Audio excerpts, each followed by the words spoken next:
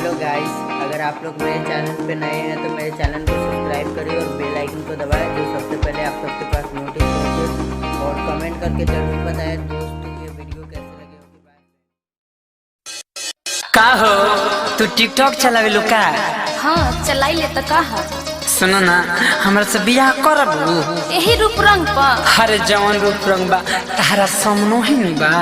सुनो ना, नाइट में तो हर वीडियो देख देख के कितना पॉइंट बदल दे।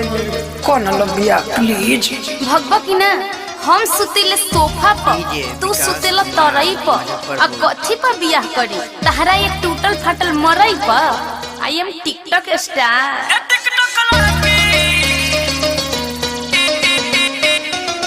कितना लोग हमारा के फॉलो करे हो, सुबह चाहे शाम है हेलो करे। कितना लोग हमारा के फॉलो करे हो, सुबह चाहे शाम है हेलो करे। बारू से खुशिया हट लगा तारू ये सब पढ़ देखे दिला हमारा जला धड़की।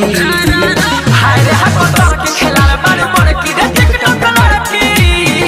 हाय रे हाय पतर की, हाय रे हाय समरती।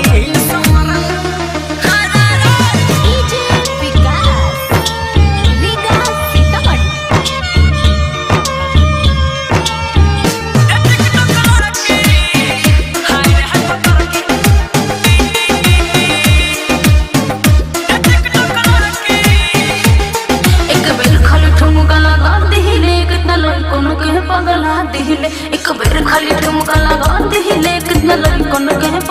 दिहिले। ये आटा तो हर भावे रतियों में जगावे जादू बर लगा तारू तू तो बड़की। हाय रे हाय पतर की खेला रे बारू बड़की रे टिकटॉक लड़की। हाय रे हाय पतर की, हाय रे हाय समरती। नहीं मानेगा तू।